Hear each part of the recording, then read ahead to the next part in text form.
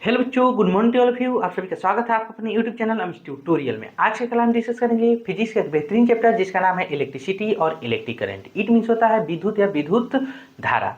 चलिए जानते हैं कि इसमें कौन कौन से टॉपिक्स पढ़ना है। सबसे पहले जानेंगे यहाँ पे charge, how does charge produce, properties of charge, definition of conductor, semiconductor, insulator और इनके बीच के डिफरेंसेस। फिर डिस्कस करेंगे electric potential, potential difference, electric current, electric circuit, circuit diagram, Ohm's law, resistance, resistivity, कौन कौन से फैक्टर होते हैं जो रेजिस्टेंस को इफेक्ट करते हैं, उस पर प्रभाव डालते हैं, कॉम्बिनेशन ऑफ रेजिस्टेंस।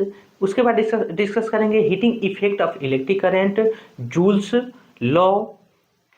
उसके बाद electric power, commercial unit of electrical energy. चलिए बिना टाइम को बर्बाद करके आगे की तरफ बढ़ते हैं। तो सबसे पहले हम यहाँ डिस्कस करते हैं चार्ज के डिस्कशन से पहले हम यहाँ जानेंगे मीटर के बारे में, ठीक है।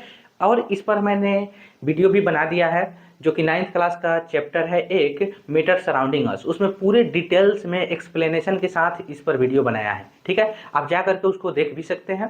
तो चलिए थोड़ा सा इसके बारे में हम लोग जिक्र कर लेते हैं कि मैटर क्या होता है, यानी कि सब्सटेंस बोल सकते हैं, मटेरियल बोल सकते हैं, ठीक है। ये क्या होता है, ऑब्जेक्ट क्या होता है, it means.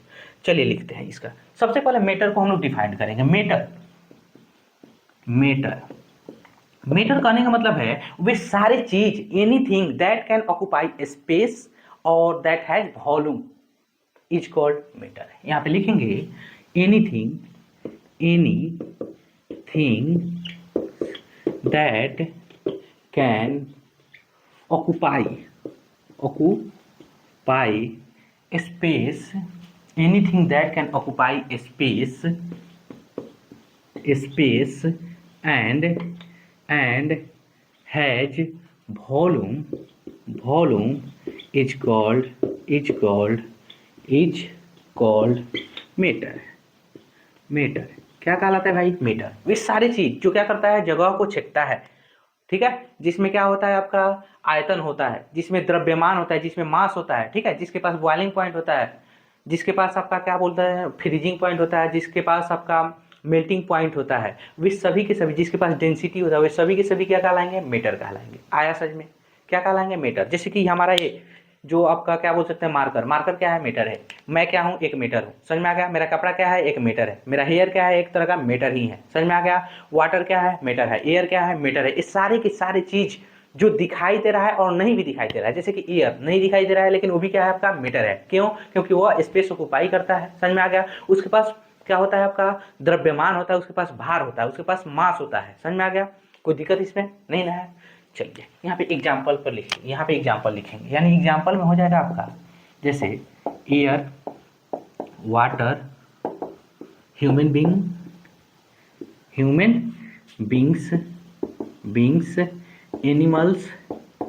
Animals, plants, etc. सारी चीज, दुनिया का सारा चीज, ठीक है, जो स्पेस ऑक्युपाई करता है, जिसमें वॉल्यूम होता है, उसी को क्या बोलते हैं हम लोग? मैटर बोलते हैं, ठीक है। यहाँ पे लिखेंगे मैटर, यहाँ लिखेंगे matter is made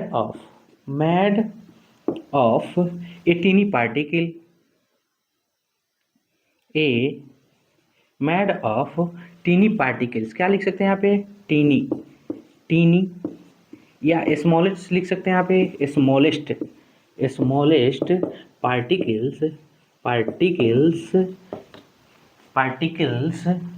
that is called क्या कहलाता है? एटम। क्या कहलाते हैं भाई? एटम। जितने भी मैटर है वो सारे के सारे क्या है? जितने छोटे से छोटे पार्टिकल से बने होते हैं, वो सारे छोटे पार्टिकल्स जिसको हम लोग नहीं देख पाते हैं, उसी को क्या बोलते हैं हम लोग? एटम बोल सकते हैं, ठीक है। ये क्या होते हैं भाई? इनविजिबल होते हैं, हमारे दृष्टि से क्या होते हैं? दूर होते हैं। समझ में आ गया? तो उन्हें क्या बोलेंगे हम लोग? एटम बोलेंगे। अब ये जो है एटम 3 फंडामेंटल पार्टिकल्स में डिवाइड होते हैं। तो यहाँ पे लिखेंगे कि यहाँ पे लिखेंगे atom has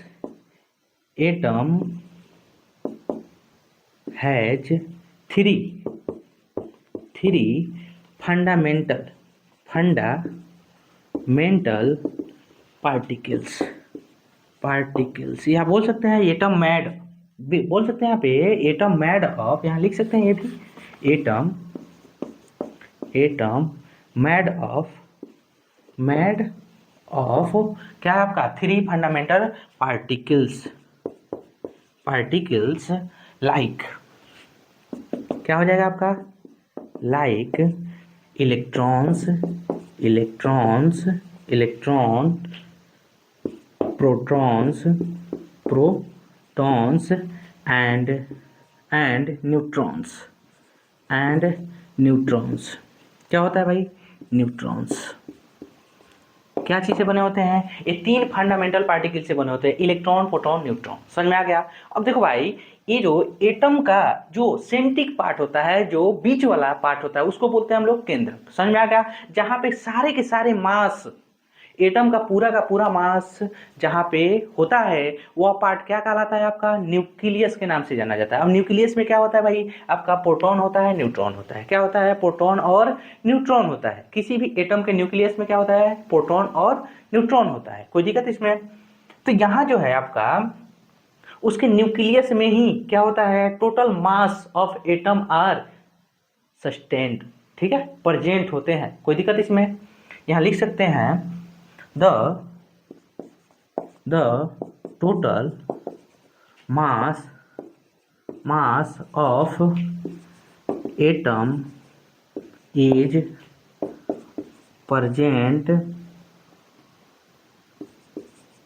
present in nucleus। किस चीज में होता है भाई, न्यूक्लियस में। कोई दिक्कत इसमें। कहाँ होता है, न्यूक्लियस में। और उस न्यूक्लियस में क्या होता है, इलेक्ट्रॉन्स होते हैं, सॉरी न्यूट्रॉन्स होते हैं और प्रोटॉन्स होते हैं। कोई दिक्कत इसमें। आया समझ में। अब चलिए जानते हैं यहाँ पे, ये सारी चीज समझ में आ गया है कि नहीं आया है, कोई दिक्कत। अब डिस्कस करेंगे यहाँ पे चार्ज, तब मजा आएगा। क्यों, क्योंकि चार्ज को पढ़ने से पहले हमें क्या बोलते हैं, एटम के फंडामेंटल पार्टिकल, इंट्रिंसिक पार्टिकल्स की जानकारी होना बहुत ही जरूरी है कि एटम्स के कौन कौन से इंट्रिंसिक पार्टिकल होते हैं। समझ में आ गया। कौन कौन से इंट्रिंसिक प्रॉपर्टी होते हैं, इसकी जानकारी होना बहुत ही जरूरी है। यानी कि आंतरिक जो उसके संपत्ति है, उसकी जानकारी होना हमारे लिए बहुत ही जरूरी है। चलिए समझते हैं, मिटा दो इसको, इन सारी चीज। अब देखो भाई, इलेक्ट्रॉन्स, मिटा दो इसको। तो यहां जो हो जाएगा आपका, इलेक्ट्रॉन्स को हम लोग क्या बोलते हैं, निगेटिवली चार्ज पार्टिकल बोलते हैं, ठीक है। प्रोटॉन्स को क्या बोलते हैं, यहां लिख सकते हैं electrons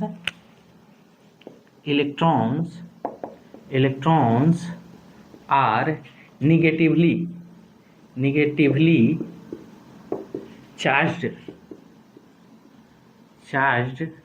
particle, negatively charge particles. कोई दिक्कत इसमें। क्या होते हैं निगेटिवली चार्ज पार्टिकल्स, यह पता होना चाहिए। उसके बाद जो है आपका protons are positively charge particles.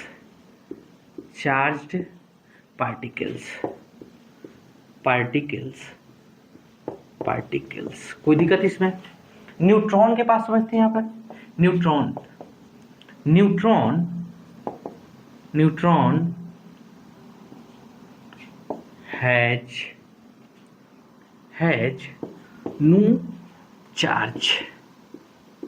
No charge, इसके पास कोई चार्ज नहीं होता है, ठीक है। क्या होता है, न्यूट्रल होता है। कैसा होता है भाई, न्यूट्रल, ठीक है। कैसा होता है आपका, न्यूट्रल होता है, न्यूट्रल, ठीक है। नो चार्ज इट मीन्स क्या होता है, न्यूट्रल। इस पर किसी भी प्रकार का ना पॉजिटिव चार्ज होता है, ना ही नेगेटिव चार्ज होता है। कोई दिक्कत इसमें। अब देखो भाई, ये जो है आपका, इसके और इसके पास चार्ज जो है कितने होते हैं, कितने कूलम्ब का चार्ज होता है, यह जानते हैं। तो यहाँ लिखेंगे, और इनके पास मास कितनी होती है, ये भी लिख लेते हैं यहाँ पे।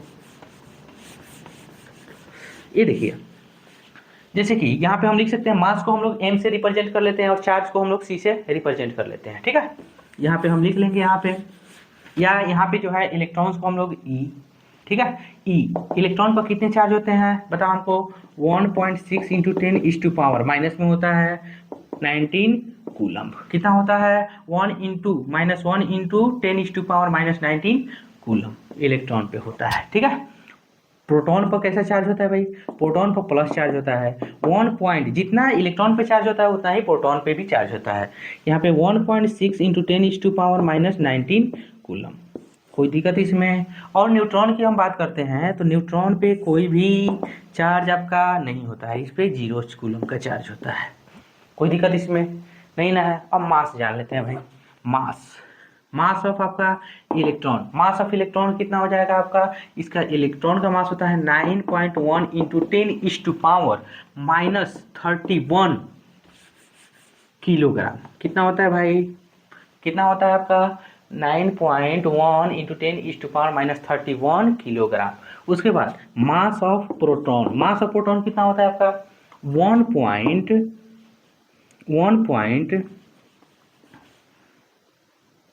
1 आपका होता है 67 इंटू 10⁻27 kg होता है। अप्रॉक्स प्रोटॉन का भी न्यूट्रॉन का भी वही होता है, mass of neutron is equal to होता है आपका 1.67 इंटू 10⁻27 kg।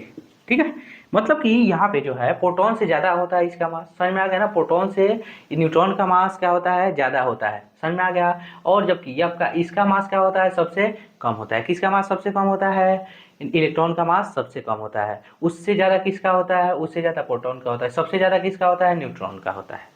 कोई दिक्कत इसमें नहीं ना है, आया समझ में कि नहीं आया। तो इन सारे चीज़ की जानकारी होना काफ़ी ज़रूरी है हमारे लिए, समझ में आ गया। फिर उसके बाद हम लोग चार्ज को डिस्कस करेंगे। अब चलिए लिखते हैं चार्ज क्या होता है, मिटा दो इसको। चलिए जानते हैं चार्ज। देखिए भाई, ये जो चार्ज है इंट्रिंसिक प्रॉपर्टी ऑफ मैटर होता है या सब्सटेंस बोल सकते हैं, जिसके वजह से electric field lines, magnetic field lines क्या होते हैं, जनरेट होते हैं, प्रोड्यूस होते हैं। समझ में आ गया। या बोल सकते हैं कि फंडामेंटल प्रॉपर्टी होता है किसी भी सब्सटेंस का, जो इलेक्ट्रिक फील्ड लाइंस के और मैग्नेटिक फील्ड लाइंस के प्रेजेंस में आपका फोर्स एक्सपीरियंस करता है। कोई दिक्कत इसमें नहीं ना है। चलिए लिखते हैं, लिखेंगे यहाँ पे चार्ज। चार्ज, चार्ज का हिंदी मीनिंग होता है आवेश। क्या होता है, आवेश होता है। क्या होता है भैया, आवेश। चलिए लिखते हैं यहाँ पे the fundamental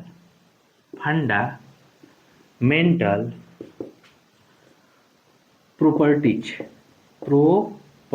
of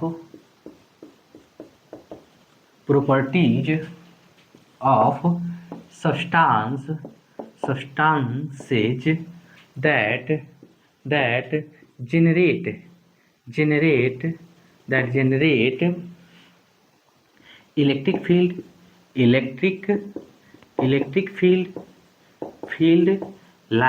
electric field lines and और बोल सकते हैं मैग्नेटिक फील्ड लाइंस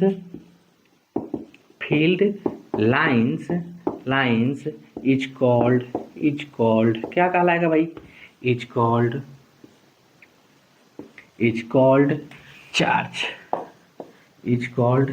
चार्ज। या इसको दूसरे तरीका से भी हम डिफाइन कर सकते हैं। ठीक है, चलिए लिखते हैं यहाँ पे, लिखेंगे और यहाँ पे the fundamental properties of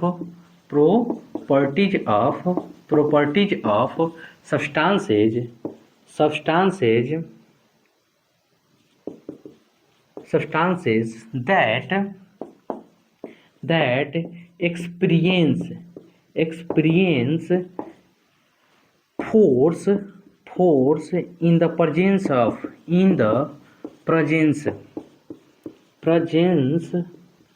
presence of electric field lines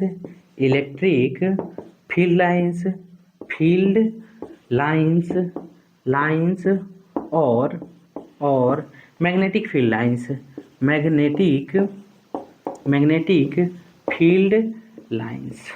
field lines are called या is called, क्या लिखेंगे यहाँ पे, is कॉल्ड चार्ज। चार्ज क्या कहलाएगा भाई? चार्ज कहलाएगा। ठीक है, आया समझ में?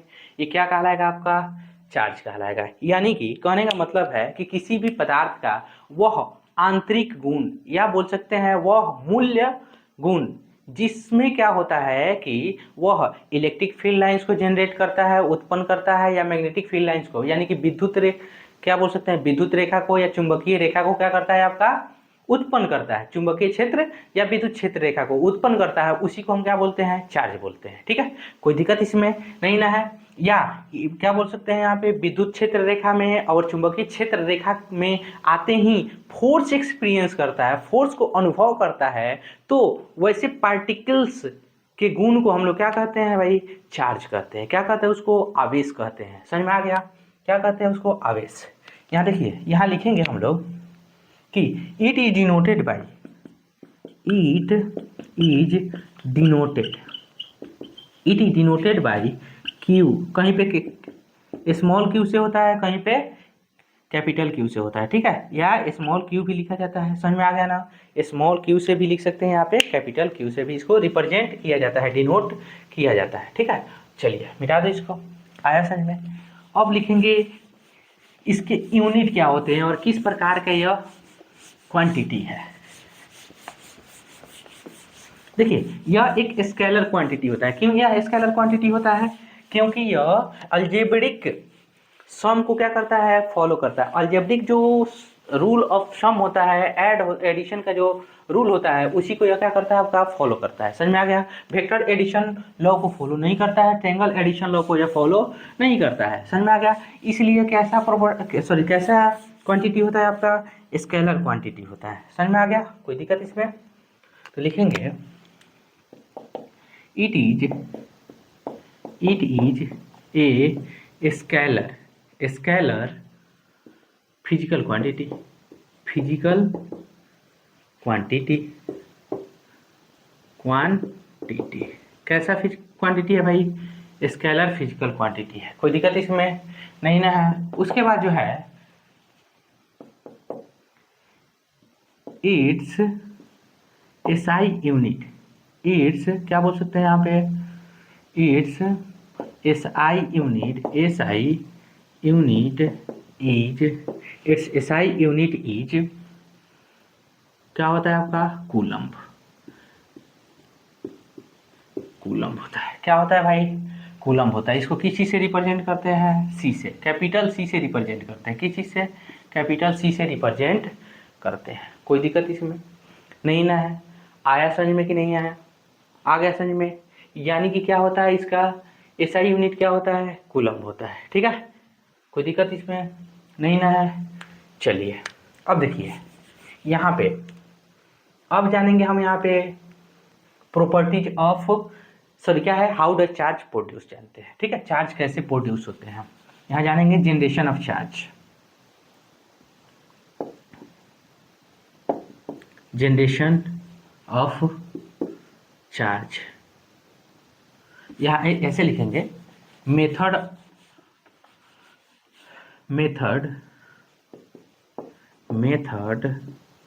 For generating charge. ठीक है, चार्ज को जनरेट करने का मेथड जानेंगे। सबसे पहला मेथड हम समझते हैं भैया, सबसे पहला मेथड क्या होगा? सबसे पहला मेथड है चार्जिंग बाय फ्रिक्शन। ठीक है, या ऐसे बोल सकते हैं चार्ज, क्या बोलते हैं, चार्ज बाय रबिंग। ठीक है, उसके बाद जो है आपका दूसरा है चार्जिंग बाय कंडक्शन। क्या होता है? कंडक्शन। अब देखिए क्या है कि कंडक्शन कहने का मतलब क्या है? जब हम एक चार्ज ऑब्जेक्ट को दूसरे अनचार्ज ऑब्जेक्ट के संपर्क में, कांटेक्ट में लाते हैं, तो क्या होता है, जब जो दूसरा अनचार्ज ऑब्जेक्ट होता है वो क्या हो जाता है? चार्ज हो जाता है। तो वैसे मेथड को हम लोग क्या बोलते हैं? वैसे प्रोसेस को क्या बोलते हैं हम लोग? कंडक्शन प्रोसेस बोलते हैं, कंडक्शन मेथड बोलते हैं चार्जिंग का। कोई दिक्कत इसमें फिर उसके बाद जो है आपका थर्ड नंबर में है चार्जिंग बाय इंडक्शन। ठीक है, यानी कि इंडक्शन कहने का मतलब क्या है, प्रेरित होकर के चार्ज होना। यानी कि एक जो है ऑब्जेक्ट चार्ज है, दूसरा ऑब्जेक्ट क्या है आपका अनचार्ज है। ठीक है, जब क्या है कि इसको एक दूसरे के करीब लाते हैं तो इस ऑब्जेक्ट जो अनचार्ज ऑब्जेक्ट है उस पर पॉजिटिव और निगेटिव दोनों तरह का क्या होता है चार्ज फॉर्म हो जाता है, और उसमें से हम लोग क्या करते हैं कि उसको ग्राउंडेड कर देते हैं, यानी कि उसको ग्राउंड से हम लोग जोड़ देते हैं, कनेक्ट कर देते हैं। तो क्या होता है कि ग्राउंड से उस पर इलेक्ट्रॉन्स आ जाता है और ये पॉजिटिव, इस पर जो चार्ज होता है पॉजिटिव चार्ज होता है और इस पर निगेटिव चार्ज होता है। ऐसे इस प्रकार से हम लोग क्या करते हैं उसको चार्ज कर लेते हैं। कोई दिक्कत इसमें नहीं ना, हम आया समझ में? तो चलिए हम समझाएंगे एक एक करके, हर एक चीज़ को हम समझाएंगे, यहाँ पे चिंता नहीं करना है। ठीक है, चलिए मिटा दो। सबसे पहले जानेंगे यहाँ पे चार्जिंग बाय फ्रिक्शन। जैसे कि आप देखते हैं कि जब एवानुएट के रॉड को फर के साथ, यानी कि बिल्ली के जो है पूंछ के साथ बोल सकते हैं, बिल्ली के रोआ के साथ या सिल्क के साथ रगड़ा जाता है तो एवानुएट के रॉड पे निगेटिव चार्ज आ जाता है, जबकि सिल्क या बोल सकते हैं फर ऑफ कैट जो है उस पर क्या हो जाता है आपका पॉजिटिव चार्ज हो जाता है। समझ में आ गया? रगड़ने से जैसे आप देखते हैं कि बैलून को जब अपने हेयर में रगड़ते हैं, हेयर में, ठीक है, या उसको कपड़ा से रगड़ते हैं तो बैलून पर कैसा चार्ज आ जाता है आपका निगेटिव चार्ज आ जाता है, और कपड़ा पर पॉजिटिव चार्ज, जिसके वजह से बैलून क्या हो जाता है बोर्ड में चिपक जाता है, किसी वाल में इजीली वो चिपक जाता है। समझ में आ गया ना? स्टिक की हो जाता है। तो ये किसके वजह से होता है आपका चार्ज के वजह से, चार्ज स्टैटिक चार्ज की वजह से ऐसा होता है। ठीक है, यानी स्टैटिक चार्ज करने का मतलब रेस्ट चार्ज, ये सभी के सभी क्या है रेस्ट चार्ज की वजह से ऐसा होता है। जैसे आप देखते हैं ग्लास रॉड को, ठीक है, जब ग्लास रॉड को सिल्क के क्लॉथ पर रगड़ा जाता है, सिल्क के क्लॉथ पर, तो ग्लास रॉड पॉजिटिवली चार्ज हो जाता है और सिल्क का क्लॉथ जो है निगेटिवली चार्ज हो जाता है। तो उस केस में जो है आप देखते होंगे कि कभी कभी जो है बहुत सारे एक्सपेरिमेंट में, जैसे सॉरी क्या बोलते हैं, बहुत सारा जो है आप इस तरह का प्रयोग देखे होंगे कि टीचर लोग कराते हैं, जिसमें एक रॉड को लेकर के जैसे क्या बोलते हैं यहाँ पे प्लास्टिक का ऐसे उड़ाते हैं, ये सारी चीज होता है ना जी।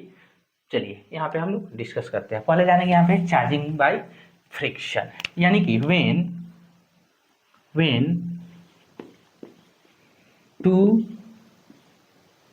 two bodies, two uncharged bodies, क्या हो जाएगा आपका when two uncharged bodies are rubbed against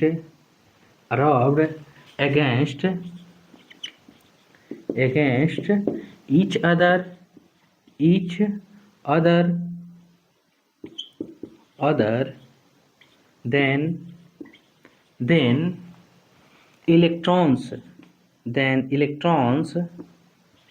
then electrons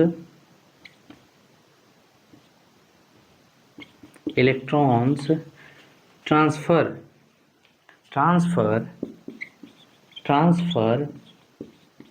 from one body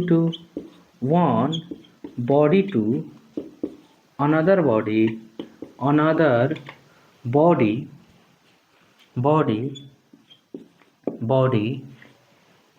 then both bodies get charged. दोनों बॉडी क्या हो जाते हैं आपका चार्ज हो जाते हैं। जब दोनों को आप क्या करते हैं रगड़ते हैं तो क्या होता है एक बॉडी से दूसरे बॉडी में इलेक्ट्रॉन्स का ट्रांसफॉर्मेशन होता है। जब इलेक्ट्रॉन्स ट्रांसफर होता है तो उस केस में क्या होता है दोनों के दोनों बॉडी चार्ज हो जाता है। अब एक पे पॉजिटिव चार्ज आ जाएगा, दूसरे पर निगेटिव चार्ज।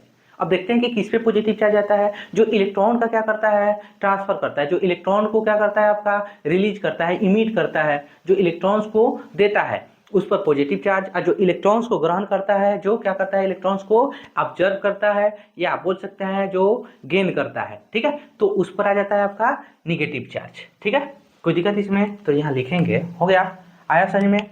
तो इस प्रकार से क्या है कि फ्रिक्शन के वजह से जब रगड़ते हैं उसमें, तो फ्रिक्शन को क्या होता है भाई, जब दो ऑब्जेक्ट को एक साथ रगड़ते हैं इट मीन्स क्या है आपका रब करते हैं तो वह क्या होता है, उस पर से एक बॉडी पर से इलेक्ट्रॉन दूसरे बॉडी पर आपका ट्रांसफर हो जाता है। समझ में आ गया? किसके वजह से? फ्रिक्शन की वजह से। अब फ्रिक्शन का मतलब तो पता ही है, जो आपके मोशन का क्या करता है, अपोज करता है। जब दो ऑब्जेक्ट को एक साथ रगड़ा जाता है, रब किया जाता है, तो एक दूसरे को ये बॉडी क्या करते हैं, मोशन के अगेंस्ट काम करते हैं। कोई दिक्कत इसमें नहीं ना है? चलिए यहाँ पे हम लिखेंगे कि the body that lose the body that lose electrons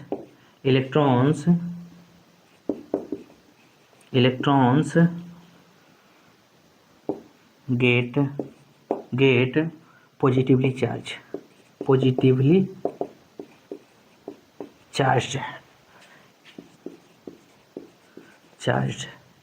whereas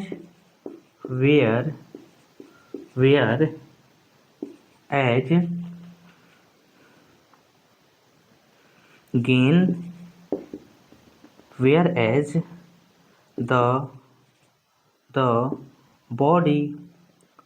the body gain the body gains, क्या बोल सकते हैं यहाँ पे, the body gains electrons get negatively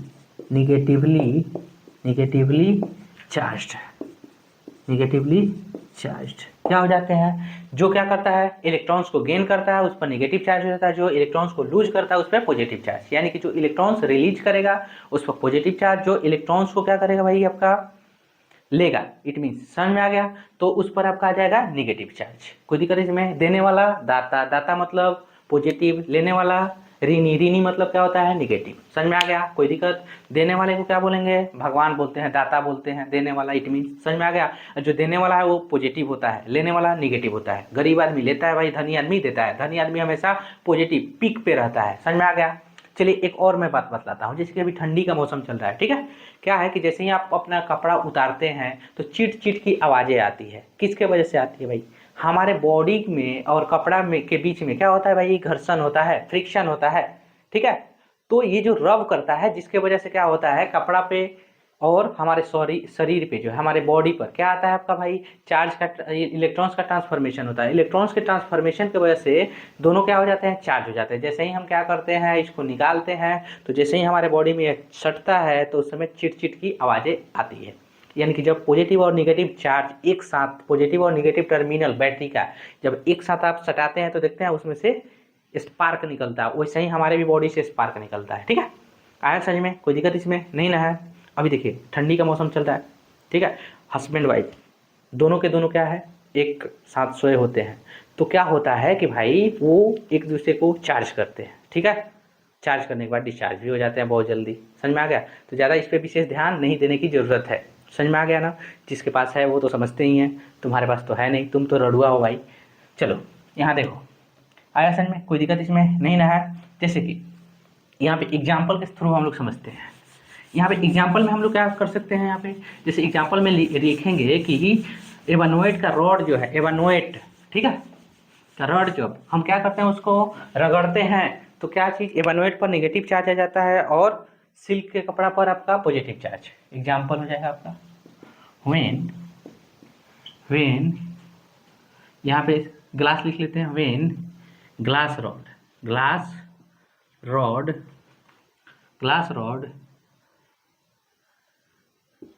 rubbed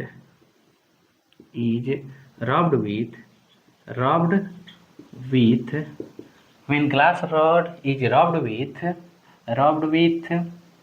silk cloths, क्या आपका silk cloth, then electrons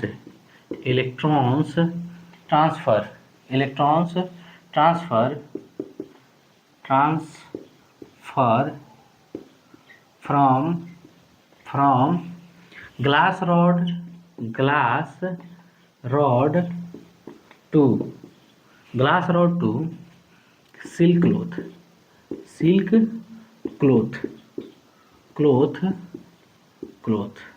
then क्या लिख सकते हैं यहाँ पे, then glass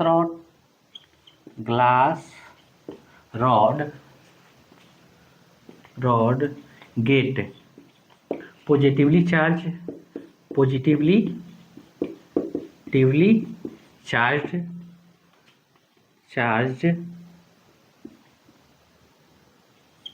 where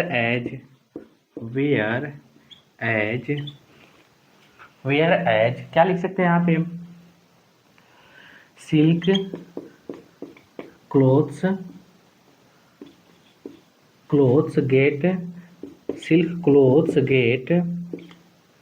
gate negatively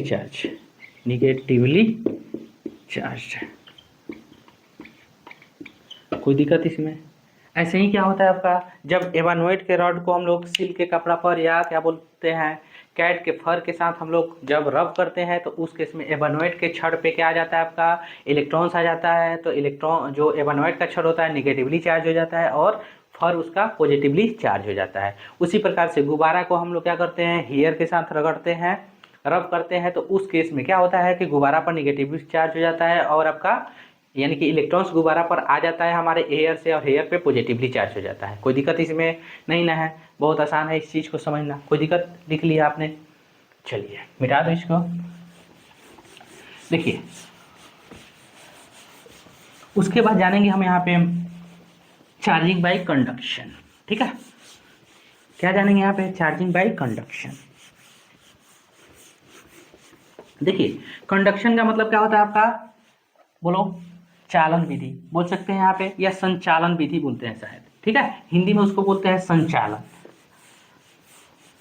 तो ये जो है आपका कंडक्शन मेथड से किस प्रकार से चार्ज होता है, जब एक अनचार्ज बॉडी जब एक चार्ज बॉडी को दूसरे अनचार्ज बॉडी के संपर्क में लाते हैं तो एक पर आपका क्या आ जाता है आपका, क्या बोलते हैं कि एक चार्ज बॉडी को दूसरे चार्ज बॉडी के संपर्क में लाते हैं तो दोनों के दोनों क्या हो जाते हैं आपका, चार्ज हो जाते हैं। ठीक है, इलेक्ट्रॉन ट्रांसफॉर्मेशन के वजह से। कोई दिक्कत इसमें नहीं ना है? चलिए इसी चीज़ को हम लोग यहाँ पे क्या करेंगे, लिखेंगे, यानी कि चार्जिंग बाय लिखेंगे यहाँ पे, चार्जिंग बाय कंडक्शन क्या लिखेंगे यहाँ पे, चार्जिंग बाय कंडक्शन। ठीक है, तो यहाँ लिखेंगे when E charged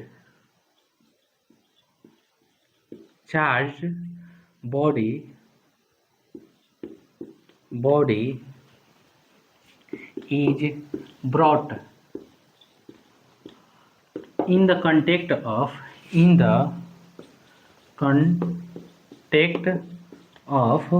uncharged body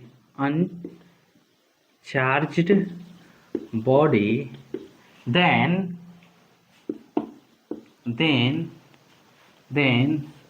both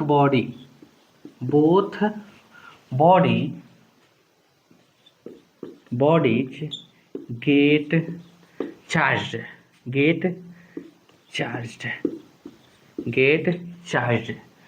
gate क्या हो जाएगा, charge, due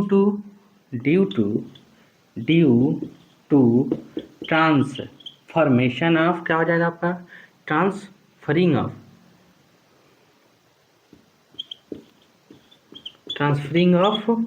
electrons from charged body to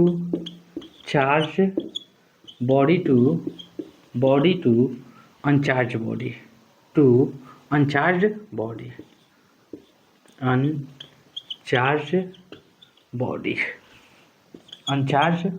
body समझ में आ गया? क्या होता है कि जैसे ही उसके संपर्क में लाते हैं तो क्या होता है, इलेक्ट्रॉन्स का ट्रांसफॉर्मेशन होता है, कहाँ से कहाँ, चार्ज बॉडी से अनचार्ज बॉडी में। ठीक है, कोई दिक्कत इसमें? और दोनों पर सेम ही प्रकार के चार्ज आ जाते हैं। सपोज कर लो यहाँ पे एक है, यह हमारा मान लो यह क्या हो गया, कोई स्फीयर हो गया। ठीक है, इस पर क्या है आपका, कोई भी चार्ज, सपोज कर लो यह स्फीयर हो गया। ठीक है, ये हो गया आपका, इस पर एक चार्ज है, मान लो इस पर पॉजिटिव चार्ज है। ठीक है, कैसा चार्ज है भाई, पॉजिटिव चार्ज है। एक दूसरा स्फीयर हो गया, दूसरा स्फीयर हो गया। ठीक है, यहाँ पे स्फेयर मेटालिक स्फेयर है। तो यहाँ पे जो है आपका एक पर कोई चार्ज नहीं है, दूसरे पर क्या है आपका चार्ज है। जैसे ही इन दोनों को एक दूसरे के कांटेक्ट में लाया जाता है, एक दूसरे के क्या लाएंगे कांटेक्ट में, यानी कि एक दूसरे के क्या लाएंगे कांटेक्ट में लाएंगे, तो उस केस में क्या होगा, यहाँ एक दूसरे के कांटेक्ट में, यहाँ पे तो पॉजिटिव चार्ज है, यहाँ भी पॉजिटिव, यहाँ पे पॉजिटिव चार्ज है, ठीक है। तो जैसे ही इसके ऊपर कांटेक्ट में लाएंगे तो ये यहाँ पे क्या हो जाएगा आपका इलेक्ट्रॉन का ट्रांसफॉर्मेशन होगा, जिसके वजह से इस पर भी आ जाएगा पॉजिटिव चार्ज, समझ में आ गया। यहाँ भी पॉजिटिव चार्ज, जितना पॉजिटिव चार्ज इस पे होगा उतना ही पॉजिटिव चार्ज इस पे भी होगा, कोई दिक्कत इसमें। इस प्रकार से जैसे ही हम इन दोनों को अब सेपरेट कर देते हैं, जैसे ही हम इन दोनों को सेपरेट करेंगे, अलग करते हैं, तो ये दोनों क्या हो जाते हैं चार्ज हो जाते हैं, कोई दिक्कत इसमें। इस प्रकार से आया समझ में कि नहीं आया। क्या है कि एक चार्ज बॉडी को अनचार्ज बॉडी के संपर्क में लाते हैं, जैसे ही अनचार्ज बॉडी के संपर्क में लाते हैं तो क्या होता है दोनों के दोनों चार्ज हो जाते हैं, समझ में आ गया। जितना इस पर पॉजिटिव चार्ज है उतना ही, अगर इस पर निगेटिव चार्ज है तो निगेटिव चार्ज, कोई दिक्कत इसमें नहीं ना है। जिस प्रकार का चार्ज होगा उसी प्रकार के चार्ज को यह क्या करेगा आपका डिस्ट्रीब्यूशन करेगा, कोई दिक्कत इसमें नहीं ना है। जैसे कि बैलून को, ठीक है, क्या होता है कि जब दो बैलून को हम लोग क्या करते हैं रगड़ते हैं, समझ में आ गया। या क्या होता है कि एक बैलून को हम लोग क्या कर लेते हैं चार्ज कर लेते हैं रब करके, फिर उसको दूसरे बैलून के संपर्क में ले जाते हैं, तो उस केस में क्या होता है वो भी बैलून निगेटिवली चार्ज हो जाता है, समझ में आया कि नहीं आया, कोई दिक्कत इसमें नहीं ना है, आया कि नहीं आया। तो इस प्रकार से क्या होते हैं वो चार्ज होते हैं। अब उसके बाद जानेंगे हम लोग क्या चीज कंडक्शन, क्या जानेंगे यहाँ पे कंडक्शन जानेंगे। चलिए सॉरी कंडक्शन हो गया, क्या जानेंगे यहाँ पे चार्जिंग बाय इंडक्शन जानेंगे। मिटा दो इसको, मिटा दो।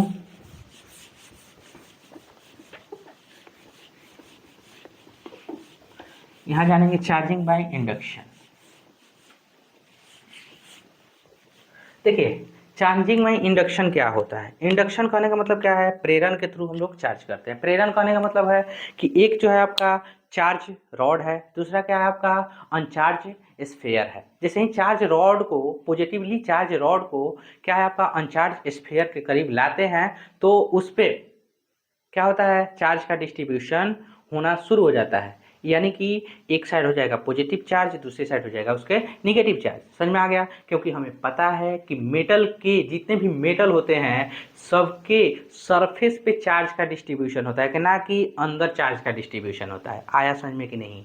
जितने भी मेटल है चार्ज का डिस्ट्रीब्यूशन किधर होगा सरफेस पे होगा, समझ में आ गया, कोई दिक्कत इसमें। तो चलिए यहाँ पे समझते हैं, जब आगे वाले क्लास में पढ़िएगा तो इसमें आपको बताया जाएगा कि चार्ज का जो है डिस्ट्रीब्यूशन जो है कहाँ होता है सर किसी भी मेटल के, समझ में आ गया।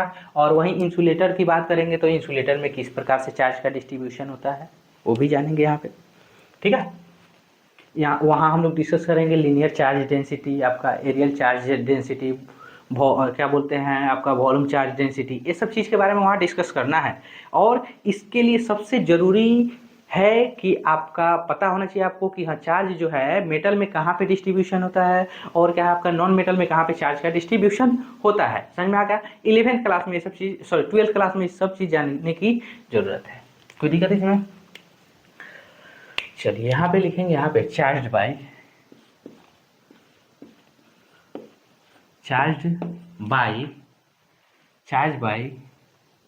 इंडक्शन, ठीक है। यानी कि इंडक्शन के थ्रू क्या करते हैं चार्ज करते हैं, यहाँ समझते हैं पहले। देखिए क्या है कि एक मेटल रॉड ले लेते हैं,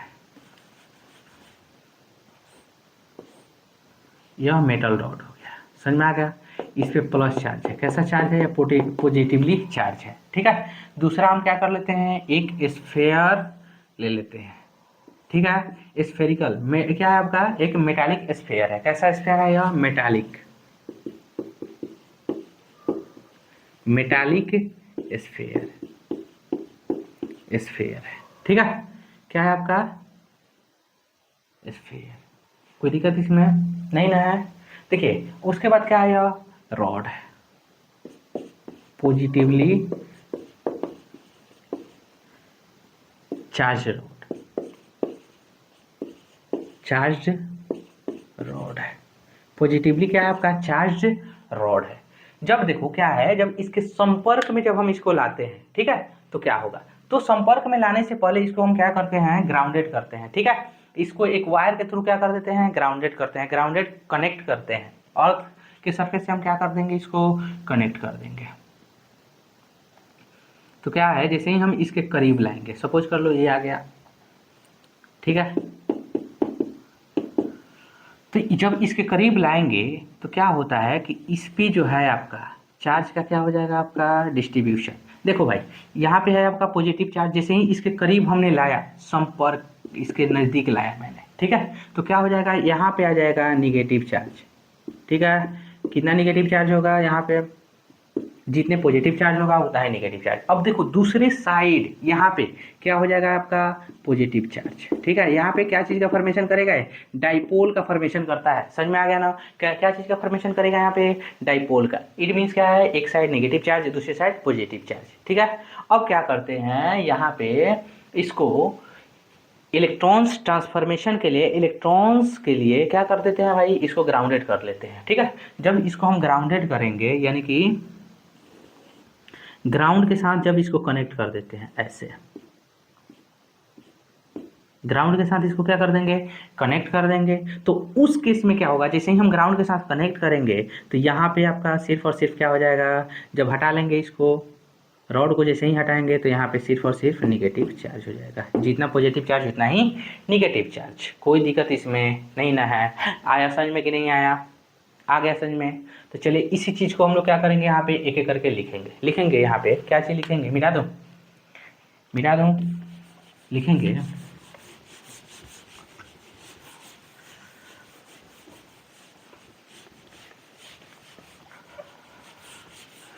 यहाँ लिखेंगे, इस फिगर को क्या कर लेना है, आपको बना लेना है, ठीक है। यहाँ लिखेंगे when A metallic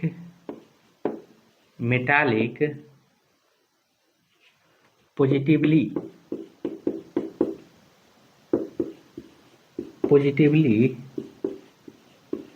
charged rod is क्या हो जाएगा आपका, brought लिखेंगे, brought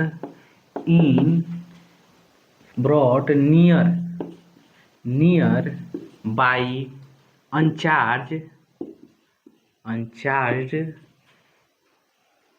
metallic sphere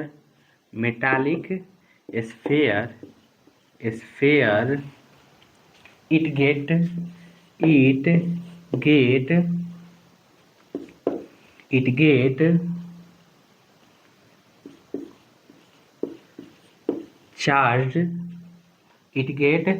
चार्ज्ड, क्या हो जाता है भाई, इट गेट चार्ज, ठीक है, क्या हो जाता है आपका, चार्ज हो जाता है। तो ऐसे जो मेथड होते हैं, उसी मेथड को हम लोग क्या कहते हैं भाई, बोलो, ऐसे मेथड को हम लोग इंडक्शन मेथड कहते हैं, ठीक है। क्या करते हैं, सबसे पहले क्या करेंगे भाई, यहाँ पे एक मेटल का रॉड होगा जिस पर कौन सा चार्ज होगा, आपका पॉजिटिव चार्ज होगा, ठीक है, कि कौन सा चार्ज होगा, पॉजिटिव। एक है आपका मेटालिक स्फीयर है जिस पर कोई चार्ज नहीं है, समझ में आ गया, एक है आपका मेटालिक स्फीयर है। जब इसके करीब लाते हैं इसको, समझ में आ गया, जब इसके क्या है, करीब लाते हैं इस रॉड को, जैसे ही इसके करीब लाएंगे यानी नज़दीक जब लाएंगे तो इसके एक सरफेस जिधर क्या है आपका पॉजिटिव चार्ज है, उस साइड आपका निगेटिव चार्ज हो जाएगा, जिधर आपका निगेटिव चार्ज है, सॉरी क्या है, और अनदर साइड पे क्या हो जाएगा, जस्ट इसके अपोजिट साइड में आपका पॉजिटिव चार्ज हो जाएगा। अब जितना नंबर ऑफ निगेटिव चार्ज होगा उतना ही नंबर्स ऑफ पॉजिटिव चार्ज होगा, यानी कि जितने नंबर्स ऑफ इलेक्ट्रॉन्स होगा उतना ही नंबर्स ऑफ क्या हो जाएगा, आपका प्रोटॉन्स भी इसमें होगा। कोई दिक्कत इसमें। फिर क्या करते हैं, इस रॉड को हम लोग हटा लेते हैं, इस रॉड को क्या करते हैं, हटाते हैं, तो उसके बाद क्या कर देते हैं, इसको ग्राउंडेड कर देते हैं, ठीक है, क्या करते हैं भाई, ग्राउंडेड कर देते हैं। उसके बाद क्या कर देते हैं, उस रॉड को हटा लेते हैं, जैसे ही हटाते हैं तो इस पर कैसा चार्ज आ जाता है, आपका निगेटिव चार्ज आ जाता है। समझ में आ गया, कैसा चार्ज आ जाता है, निगेटिव चार्ज आ जाता है। कोई दिक्कत इसमें नहीं ना है, आया समझ में कि नहीं आया, बहुत ही आसान है चीज़ समझना। चलिए उसके बाद जानेंगे यहाँ पे उसके बाद हम यहाँ जानेंगे प्रॉपर्टीज ऑफ चार्ज। क्या जानेंगे यहाँ पे? Properties of charge. देखिए समझते हैं प्रॉपर्टीज ऑफ चार्ज क्या होता है।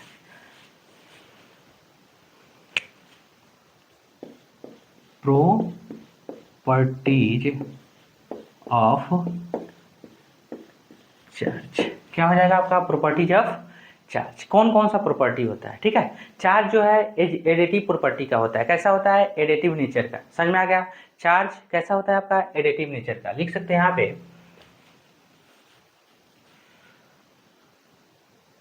यहाँ पे लिखेंगे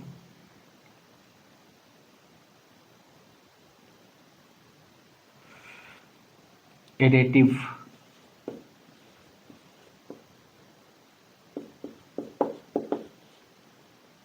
नेचर। ठीक है, चार्ज कैसा होता है भाई? एडिटिव नेचर का होता है। नेचर यानी कि लिख सकते हैं कि द चार्ज ऑफ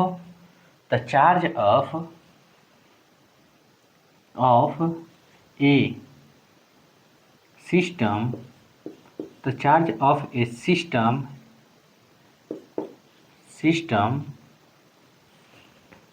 is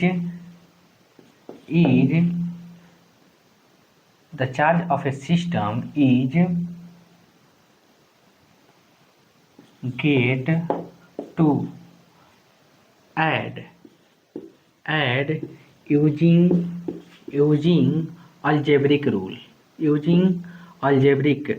क्या आपका? algebraic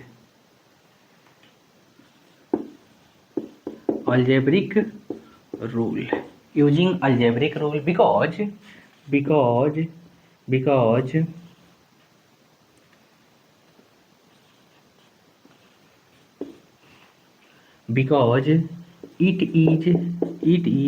is scalar quantity।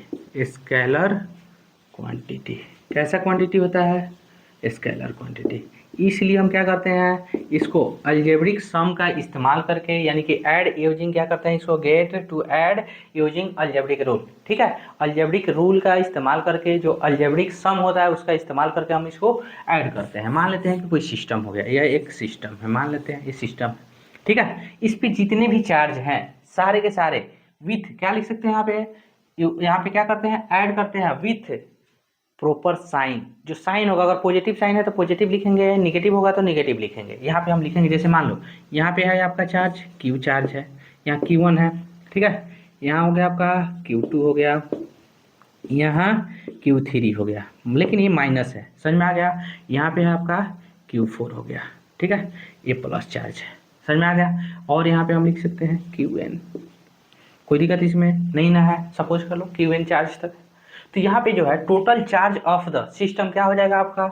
यहाँ लिख सकते हैं नेट चार्ज, यानी कि Q net is equal to लिखेंगे Q1 प्लस Q2 प्लस क्या हो जाएगा आपका? सॉरी, Q3 पे माइनस है तो यहाँ पे हम लोग माइनस का साइन लगा सकते हैं, माइनस Q3 लिख सकते हैं। प्लस क्या लिखेंगे? यहाँ पे Q4 लिखेंगे, plus dot dot dot Qn हो जाएगा। कोई दिक्कत इसमें? इस प्रकार से हम लोग क्या करते हैं? चार्ज को ऐड करते हैं, यानी कि अलजेब्रिक सम का इस्तेमाल करके। कोई दिक्कत इसमें नहीं ना है? यानी कि कोई भी किसी भी सिस्टम पर जितना भी चार्ज होगा, कोई भी बॉडी है जिस पर जितना भी चार्ज होगा, वो सारा नेट चार्ज उस बॉडी पर क्या होगा? बताओ हमको, क्या होगा? उसके अलजेब्रिक सम के इक्वल होगा। ठीक है, कोई दिक्कत इसमें नहीं ना है? नेट चार्ज जो है, यानी कि जो है इंडिविजुअल चार्ज के सम के बराबर होगा, इंडिविजुअल चार्ज के सम के बराबर होगा। जैसे कि एग्जाम्पल के साथ समझते हैं।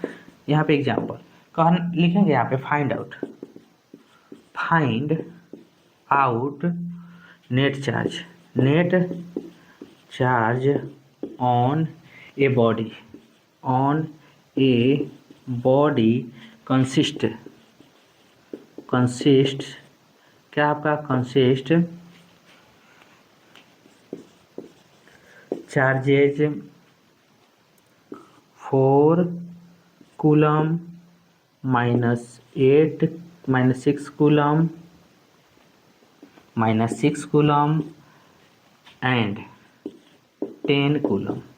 कितना है भाई, कितना कूलम रखा है भाई? Find out net charge. यहाँ पे नेट चार्ज बॉडी के पास कितने चार्ज हैं आपका? 4 कूलम भी है, -4 कूलम है और 10 कूलम है। कोई दिक्कत इसमें? तो नेट चार्ज उस बॉडी पर से हमको क्या करना है? फाइंड आउट करना है। तो क्या करेंगे? सीधी सी बात है भाई, इसका अलजेब्रिक सम यानी कि नेट चार्ज के लिए हम क्या लिखेंगे? यहाँ लिख लेते हैं पहले गिवन क्या है उसको हम लिखेंगे। यहाँ लिखेंगे गिवन क्या है। तो सबसे पहले लिखते हैं गिवन। गिवन आपका क्या है देखते हैं भाई। यहाँ गिवन में आपका दिया हुआ है Q1 कितना दिया है आपका? 4 कूलम। Q2 कितना दिया है आपका? -6 कूलम। अब देखो भाई Q3 कितना दिया है? Q3 दिया है आपका 10 कूलम। कितना है? 10 कूलम। कोई दिक्कत इसमें? तो नेट चार्ज यानी कि Q net is equal to क्या हो जाएगा भाई आपका? Q1 plus Q2 plus Q3। कोई दिक्कत इसमें नहीं ना है? यहाँ पे हम ऐड कर लेंगे यानी कि 4 कूलम प्लस, सॉरी माइनस हो जाएगा यहाँ 1 मिनट, क्या हो जाएगा? माइनस का साइन है तो यहाँ पे प्लस लिख लेते हैं, -6 कूलम लिख लेते हैं। ठीक है, प्लस माइनस हो जाएगा आपका माइनस। अब प्लस क्या लिख लेंगे यहाँ पे? 10 कूलम। यानी कि क्या है आपका? चलो इसको ऐड कर लेंगे। इसको ऐड करेंगे तो हो जाएगा 14 कूलम और -6 कूलम। यानी कि क्या हो जाएगा आपका? 14 - 6 करेंगे तो कितना हो जाएगा आपका? 8 कूलम। टोटल चार्ज इस पर कितना है आपका? 8 कूलम का चार्ज है। इस प्रकार से हम लोग इसको क्या कर सकते हैं? निकाल सकते हैं। आया समझ में कि नहीं आया? कोई दिक्कत इसमें नहीं ना है? फिर चलिए उसका दूसरा प्रॉपर्टी जानते हैं। चार्ज जो है आपका कंजर्व होता है। ठीक है, कोई भी सिस्टम हो, कोई भी आपका क्या है बॉडी हो, उस पर टोटल चार्ज क्या होता है आपका? कंजर्व होता है। आइसोलेटेड सिस्टम की बात हो तो वहाँ पे जो है टोटल चार्ज क्या होते हैं? कंजर्व होते हैं। इट मीन्स क्या है? चार्ज को ना तो क्रिएट किया जा सकता है ना ही उसको डिस्ट्रॉय किया जा सकता है। सिर्फ और सिर्फ क्या कर सकते हैं? उसको ट्रांसफर कर सकते हैं one body to another body. समझ में आ गया ना? तो यहाँ जो है चार्ज क्या होते हैं? कंजर्व भी होते हैं। जिस प्रकार से हमारा एनर्जी क्या होता है? कंजर्व होता है। मोमेंटम क्या होता है? कंजर्व होता है। जिस प्रकार से मोमेंटम को क्या करते हैं हम लोग? ट्रांसफर करते हैं। ना ही तो उसको क्रिएट किया जा सकता है ना ही उसको डिस्ट्रॉय कर सकते हैं। समझ में आ गया? एनर्जी को ना तो क्रिएट किया जा सकता है ना ही डिस्ट्रॉय किया जा सकता है। यानी कि नेट जो आपका एनर्जी होता है क्या होता है कि पूरे यूनिवर्स का कंजर्व है। समझ में आ गया? यानी कि वो अपने रूप को चेंज करते रहता है। समझ में आ गया? उसी प्रकार से हमारे चार्ज भी क्या होते हैं? कंजर्व होते हैं। तो यहाँ पे लिखेंगे conservation of charge. Conservation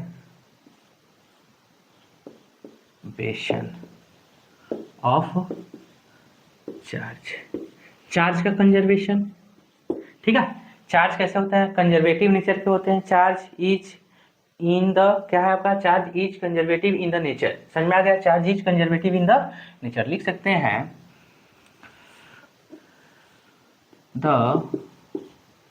total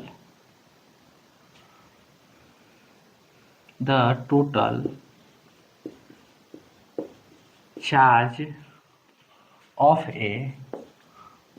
A system remains constant because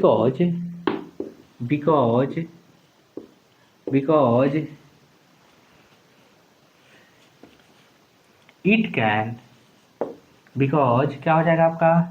it या दे कैन लिख सकते हैं। क्या है आपका? Total charges. यहाँ चार्जेस लिखेंगे दे, because they can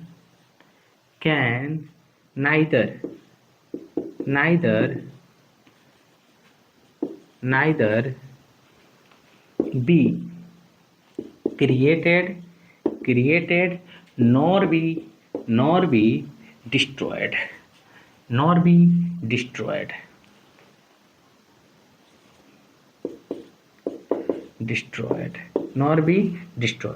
It can only, sorry क्या लिख सकते हैं यहाँ पे? they can only transfer,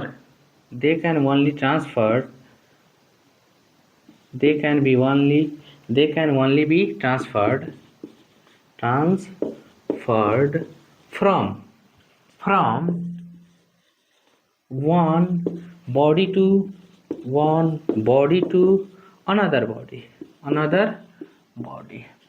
कोई दिक्कत इसमें, एक बॉडी से दूसरे बॉडी पर इसको ट्रांसफर कर सकते हैं, ठीक है। यानी कि टोटल कोई भी सिस्टम ले लो, मान लेते हैं कोई एक सिस्टम हो गया, आइसोलेटेड सिस्टम है सपोज कर लो, ये क्या है आपका क्लोज कोई सिस्टम है, समझ में आ गया। इस पे जितने भी चार्ज है आपका Q1 Q2 Q3 Q4 आपका जितने भी चार्ज है, ये सारे के सारे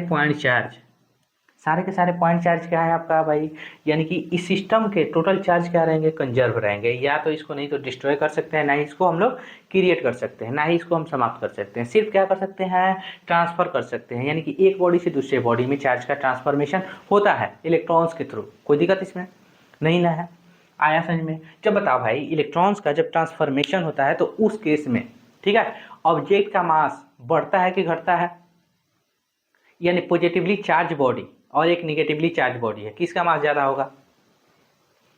अगर आप मतलब कि इसको कमेंट्स आप कर सकते हैं, ठीक है, इसकी जानकारी लेकर के आप कमेंट्स कर सकते हैं किसका मास ज़्यादा होगा, और ज़्यादा होने के पीछे कारण क्या है, रीजन भी बता सकते हैं। अगर नहीं होगा तो मैं बतलाऊंगा, ठीक है। आया समझ में, कोई दिक्कत इसमें। फिर देखिए यहाँ पे मिटा दो। अब देखिए तीसरा है आपका, ये तो दूसरा हो गया, तीसरा है आपका क्वांटाइजेशन ऑफ चार्ज, थर्ड है आपका क्वांटाइजेशन।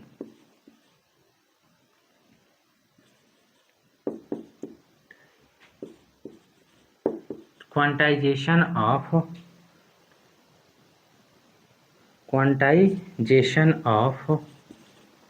चार्ज। ये देखो भाई, क्वांटाइजेशन कहने का मतलब क्या होता है, यानी कि total charge on a body, ठीक है, किसी भी बॉडी का टोटल चार्ज जो होता है आपका इंटीग्रल मल्टीपल होता है आपका इलेक्ट्रॉन्स के, ठीक है, किसके होता है, इलेक्ट्रॉन्स के। इलेक्ट्रॉन्स पे जितने चार्ज होते हैं उसके इंटीग्रल मल्टीपल के बराबर होता है। कोई दिक्कत इसमें नहीं ना है। चलिए यहाँ पे हम क्या लिखेंगे, क्वांटाइजेशन ऑफ चार्ज में लिखेंगे यहाँ पे हम कि the total charge on a body, the total charge on a body, क्या बोल सकते हैं यहाँ पे, of a body, the total charge of a body is always equal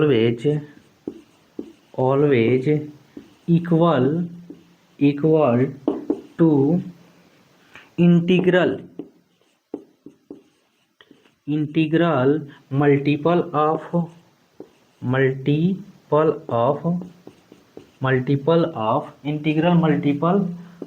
of electrons. Charge on electrons लिख सकते हैं या इलेक्ट्रॉन्स, ठीक है। क्या है आपका, इंटीग्रल मल्टीपल ऑफ इलेक्ट्रॉन लिखेंगे, कितने electrons, A electron, integral multiple of A electron लिख सकते हैं। क्या लिखेंगे यहाँ पे, ए इलेक्ट्रॉन। कोई दिक्कत इसमें, कोई दिक्कत नहीं ना है। चलिए यानी कि यहाँ पे क्या है आपका चार्ज, यानी कि क्या बोल सकते हैं यहाँ पे, चार्ज ऑन इलेक्ट्रॉन। समझ में आ गया, जितना चार्ज होता है उसी के बराबर। जैसे कि यहाँ पे क्या है, दैट इज, इट मीन्स क्या होता है आपका, इट मीन्स होता है, कहने का मतलब क्या हुआ कि Q इज इक्वल टू क्या हो जाएगा आपका, NE हो गया, NE। समझ में आ गया।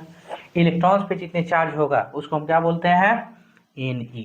अब यहाँ पे N क्या है भाई, N क्या है आपका, इंटीजर है। इंटीजर कहने का मतलब क्या हो गया भाई, इंटीजर कहने का मतलब क्या हो गया आपका,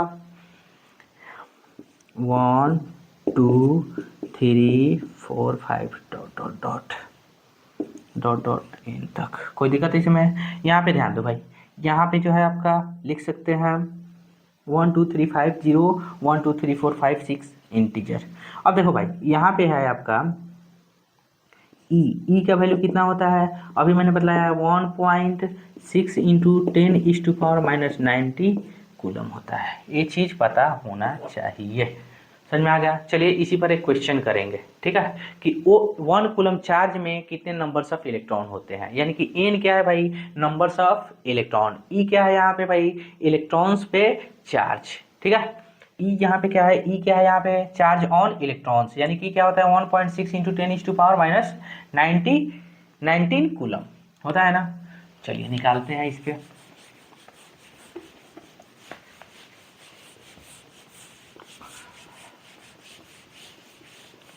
इस पर एक क्वेश्चन करते हैं, इसको लिख लेना है।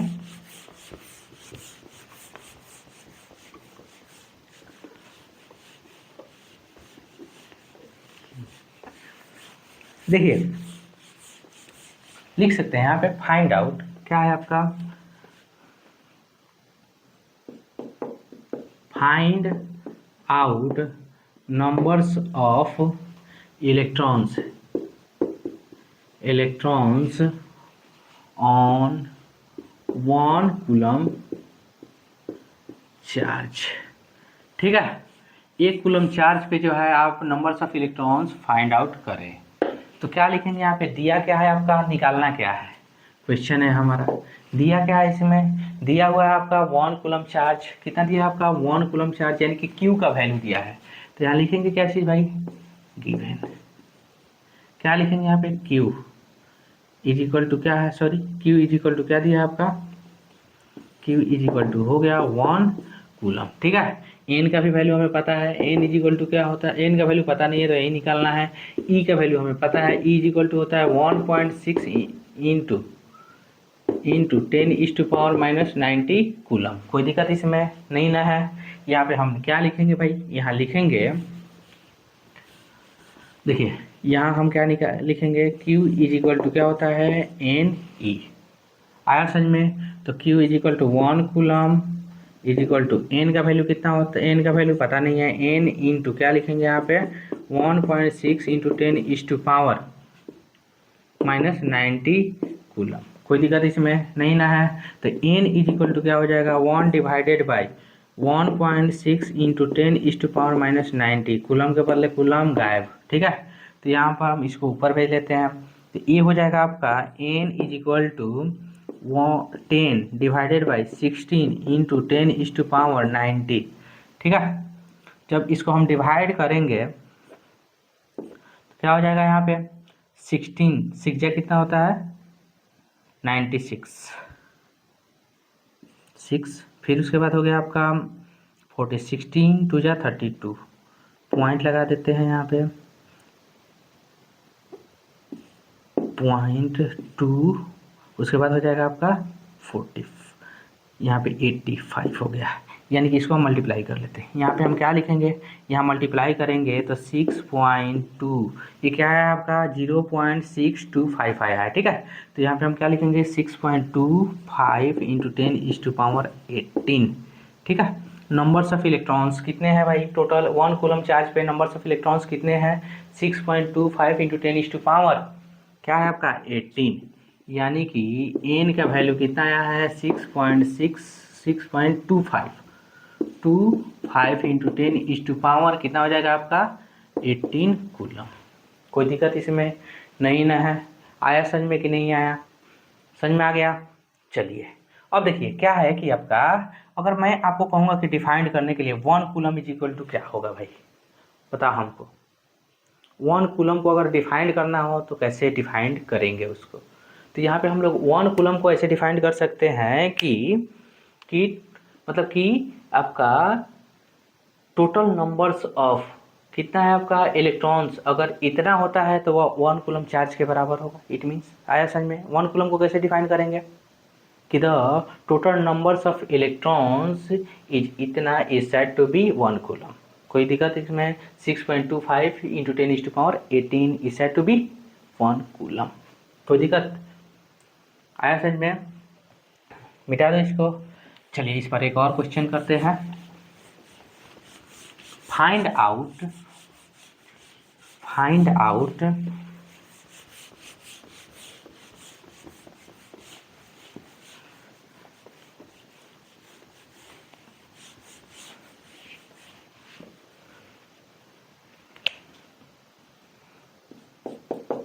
फाइंड आउट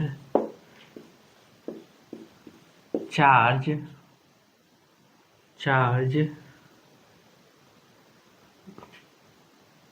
ऑन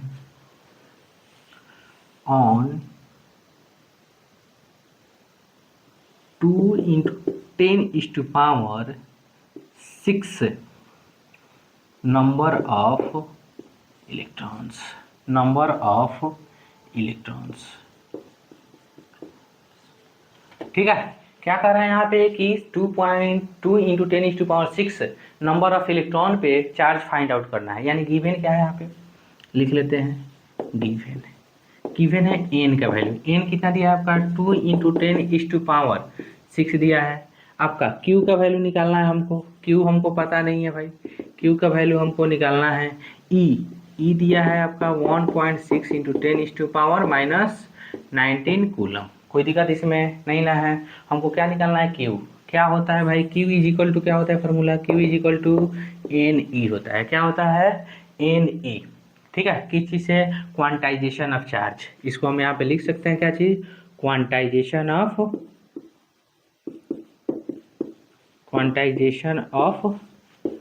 चार्ज से। ठीक है, from quantization of charge Q is equal to क्या होता है, एन ई। यहाँ देखो आप क्या लिख सकते हैं, यहाँ पे 10 क्या लिखेंगे यहाँ पे, Q is equal to 2 into 10⁶ into क्या लिखेंगे यहाँ पे 1 एन की जगह पर 1.6 इंटू 10⁻19 कूलम। कोई दिक्कत इसमें, चलो भाई मल्टीप्लाई कर लेते हैं। 2 से इसमें मल्टीप्लाई करेंगे तो कितना हो जाएगा 3.2 इंटू 10⁻, क्या हो जाएगा, देखो बेस सेम है, 10 का यहाँ 10 है, यहाँ भी 10 है, बेस सेम है तो पावर मल्टीप्लाई के केस में क्या हो जाता है, ऐड हो जाता है। तो -19 आप +6 कर लेंगे तो यहाँ हो जाएगा आपका 3.2 इंटू 10⁻, क्या हो जाएगा आपका, बोलो, इसमें से सब्ट्रैक्ट कर लेंगे तो सब्ट्रैक्ट करेंगे तो कितना हो जाएगा, 19 - 6 करेंगे तो 19 - 6 करेंगे तो आपका हो जाएगा 13 कूलम। कितना आसान है भाई ये निकालना। आया समझ में कि नहीं आया, आसान है कि नहीं है, आया समझ में, बहुत ही आसान है ये सब चीज़। चलिए एक और इस पे क्वेश्चन कर लेते हैं हम लोग। यहाँ पे एक और क्वेश्चन कर लेते हैं, क्या, find out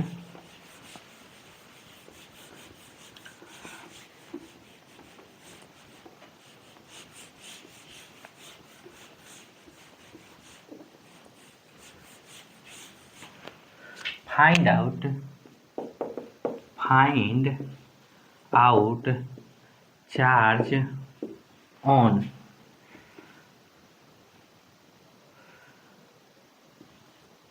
25 into 10⁸ numbers of electrons.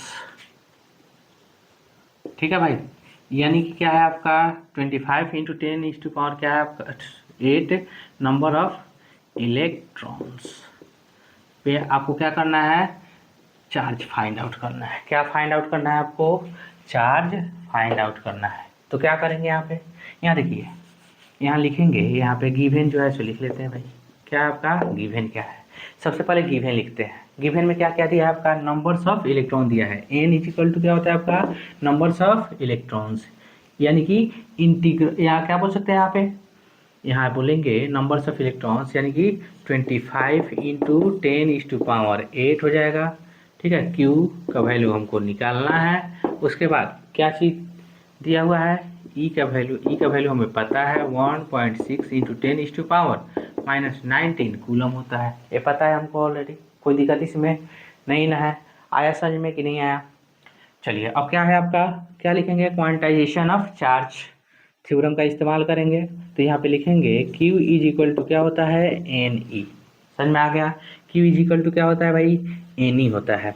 तो क्यू का वैल्यू कितना होगा, क्यू का वैल्यू कितना हो जाएगा, एन का वैल्यू लिख लेते हैं 25 इंटू 10⁸ इंटू, ठीक है, ई का वैल्यू 1.6 इंटू 10⁻⁻19 कूलम। कोई दिक्कत इसमें, यहाँ पे देखो 25 से इसमें मल्टीप्लाई कर सकते हैं 25 से मल्टीप्लाई करेंगे, 25 से कितना होता है 150 होता है, 150 का 0, ठीक है, कैरी 15, 25 1 जा कितना होगा 25, 25 अब प्लस इसमें का 25 अब प्लस इसमें का 15 कितना हो जाएगा 40। कोई दिक्कत इसमें नहीं ना है भाई। यहाँ पे क्या है, एक अंक के बाद दशमलव है तो यहाँ पे भी एक अंक के बाद दशमलव लगा देंगे।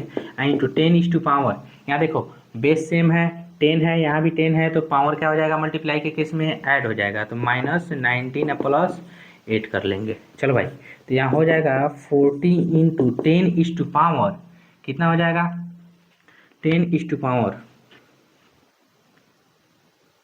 हो जाएगा आपका -11। चलो भाई, इसको और थोड़ा सा आसान कर लेते हैं। चलो यहाँ पे क्या करेंगे, यहाँ भी 10⁻1 हो जाएगा, यानी कि 4 इंटू 10⁻, -10 हो जाएगा कूलम। कोई दिक्कत इसमें, क्यू का वैल्यू इस तरह से हम इसको फाइंड आउट कर सकते हैं।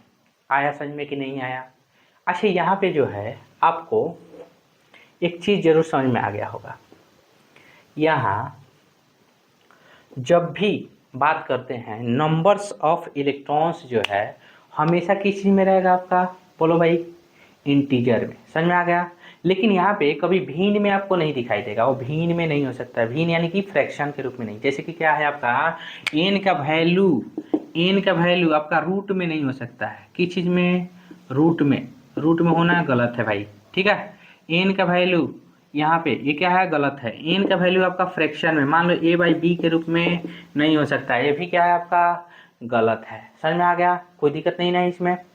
लेकिन एन का वैल्यू भाई एक और चीज़ है, नंबर्स ऑफ एन का वैल्यू आपका निगेटिव होना क्या है आपका इम्पॉसिबल है। ये सारे चीज़ का होना इम्पॉसिबल है, ठीक है। ये सभी की चीज़ क्या है, एन का वैल्यू निगेटिव में नहीं हो सकता है, नंबर्स, ठीक है, नंबर्स ऑफ इलेक्ट्रॉन्स जो है आपका निगेटिव में नहीं होगा। कोई दिक्कत इसमें? यहाँ पे देखो भाई, नंबर्स ऑफ आपका क्या है, आपका नंबर्स ऑफ, यहाँ देख लो भाई, a/b के रूप में नहीं हो सकता है, यानी कि फ्रैक्शन के रूप में नहीं हो सकता है। नंबर्स ऑफ इलेक्ट्रॉन्स रूट के रूप में बिल्कुल भी नहीं हो सकता है। नंबर्स ऑफ इलेक्ट्रॉन जो है आपका इमेजिनरी नंबर के रूप में भी नहीं हो सकता है यहाँ पे। कोई दिक्कत इसमें नहीं ना है? आया समझ में? आया कि नहीं आया? चलिए मिटा दो, इसको मिटा दो। अब इसका नेक्स्ट प्रॉपर्टी हम समझते हैं।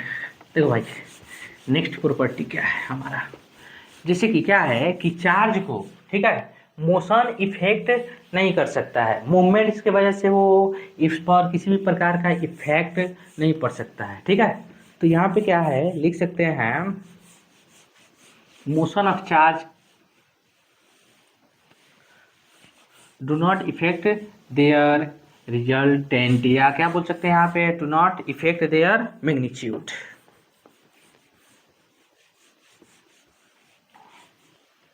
यहाँ पे लिखेंगे 3-4 नंबर में, मोशन ऑफ चार्ज क्या है आपका, लिख सकते हैं यहाँ पे the movement of charge can not change its magnitude.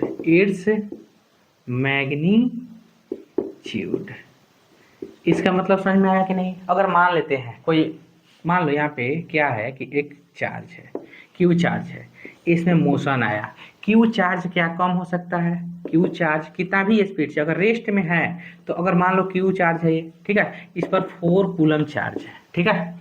जैसे ये रेस्ट में है, अभी क्या है आपका रेस्ट में, यानी कि v का वैल्यू क्या है यहाँ पे 0 है। जब यह मोशन में आ गया, सपोज कर लो क्या है आपका मोशन में आ गया, q यानी कि क्या है आपका मोशन में है, ठीक है, यानी कि आपका लिख सकते हैं 4 कूलम है यहाँ।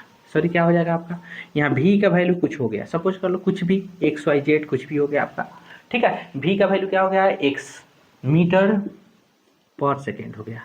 तो इस केस में जो है इसके मैग्नीट्यूड में किसी भी प्रकार का परिवर्तन नहीं देखने को मिलेगा, इसका मैग्नीट्यूड ज्यों का त्यों ही रहेगा। समझ में आ गया?